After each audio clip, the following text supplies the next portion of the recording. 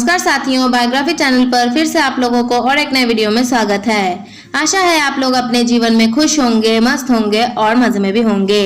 हमने आज फिर बॉलीवुड की बैकग्राउंड से जुड़ी हुई और एक नई किस्से से आप सभी को रूबरू कराने वाले हैं। बॉलीवुड की बैकग्राउंड में अनगिनत किस्से कहानियां छुपी हुई होती हैं जो कि आम जनों तक नहीं पहुंच पाते हैं। हमारे चैनल पर हम कोशिश करते हैं उन्हीं किस्से कहानियों को आपके सामने लाने की। तो चलिए कहानियों पे चलते हैं, शुरू करते हैं बॉलीवुड के बैकग्राउंड से जुड़ी हुई, छुपी हुई और एक नई किस्से।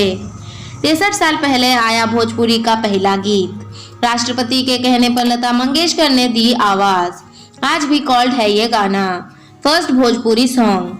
भोजपुरी सिनेमा का पहला गाना आज भी कॉल्ट माना जाता है। इस ऐतिहासिक गाने को तत्कालीन राष्ट्रपति डॉक्टर राजेंद्र प्रसाद के अनुरोध पर लता मंगेशकर ने अपनी आवाज दी थी। 1963 में आया भोजपुरी सिनेमा का पहला ऐतिहासिक गाना। राष्ट्रपति डॉक्टर राजेंद्र प्रसाद के अनुरोध पर लता मंगेशकर ने गाया। गंगा मैया में तोहे पियरी चढ़ाइबो फिल्म ने रखी नींव। हमारे देश में अलग अलग क्षेत्रीय भाषाओं का अलग अलग संगीत है। इस संगीत की वजह से ही लोग अपनी मिट्टी और अपने क्षेत्र की मिट्टी से ज्यादा जुड़ाव महसूस कर पाते हैं। सिनेमा में भी संगीत की सीमा सिर्फ हिंदी तक सीमित नहीं रही, बल्कि यहाँ कई भाषाओं में संगीत बना है।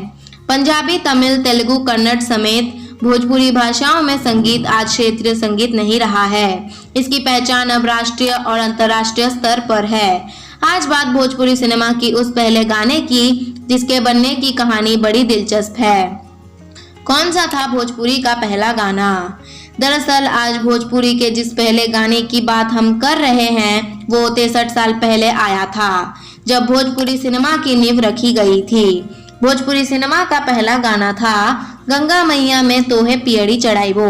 गंगा मैया में तोहे पियरी चढ़ाइबो। जी हाँ, साल 1963 में आई फिल्म गंगा मैया में तोहे पियरी चढ़ाइबो का टाइटल सॉन्ग और फिल्म के गाने भोजपुरी सिनेमा के पहले गाने माने जाते हैं। इस गाने को किसी और ने नहीं बल्कि लता मंगेशकर ने अपनी आवाज दी थी।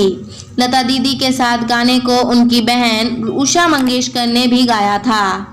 बड़ी बात यह है कि फिल्म के लगभग ज्यादातर गाने लता मंगेशकर ने ही गाए थे।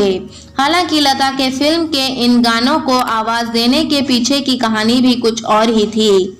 कैसे बनी भोजपुरी फिल्म? दरअसल लता मंगेशकर के फिल्म के title track first Bhojpuri song को गाने के पीछे की कहानी अलग थी। 1950 के दशक में देश के पहले राष्ट्रपति के रूप में डॉक्टर राजेंद्र प्रसाद ने कार्यभार संभाला। उस दौर में उनका पटना में आना जाना लगा रहता था। तभी बिहार में रहने वाले लोगों ने उनसे दरखास्त की कि बॉलीवुड में इतनी फिल्में बन रही है तो क्यों ना भोजपुरी में फिल्म बने। इसके बाद जब तत्कालीन राष्ट्रपति राजेंद्र प्रसाद मुंबई आए तो उनकी मुलाकात नाजिर हुसैन से हुई। यहाँ उन्होंने फिल्म बनाने का प्रस्ताव रखा तो वो मान गए और उन्होंने फिर भोजपुरी सिनेमा की पहली फिल्म बनाई। राष्ट्रपति के कहने पर लता ने गाया पहला गाना। फिल्म का स्क्रीन प्ले और स्टोरी नाजिर हुसैन ने ही किया और डायरेक्शन की कमान कुंदन कुमार ने संभाली। वहीं फिल्म के संगीत की जिम्मेदारी शैलेंद्र कुमार और चित्रगुप्त को मिली। अब संगीत की बारी आई तो लगा कि आखिर फिल्म में गाना कौन गाए। उस दौर में अगर किसी फिल्म में लता मंगेशकर सबसे बड़ी सिंगर थी। हर फिल्म में उनका गाना होता था।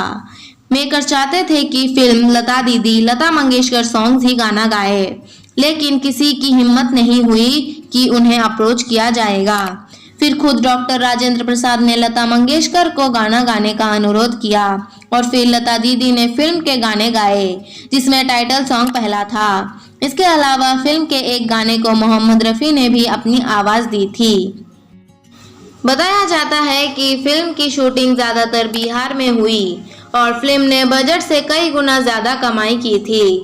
फिल्म में कुमकुम लीड रोल में नजर आई। इसके अलावा खुद नाजिर हुसैन, रामायण तिवारी और हेलेन फिल्म का हिस्सा थी। धन्यवाद साथियों। आज के इस वीडियो में हमने बॉलीवुड के मशहूर सिंगर लता मंगेशकर के गाए हुए पहला भोजपुरी सॉन्ग से जुड़ी हुई किस्से को आपके सामने रखने की कोशिश की है। उम्मीद है दोस्तों वीडियो आपको जरूर पसंद आई होगी। वीडियो पसंद आए तो लाइक कर दीजिएगा। चैनल पर नए आए हैं तो प्लीज एक सब्सक्राइब कर दीजिएगा। मिलते हैं नेक्स्ट वीडियो में। धन्यवाद।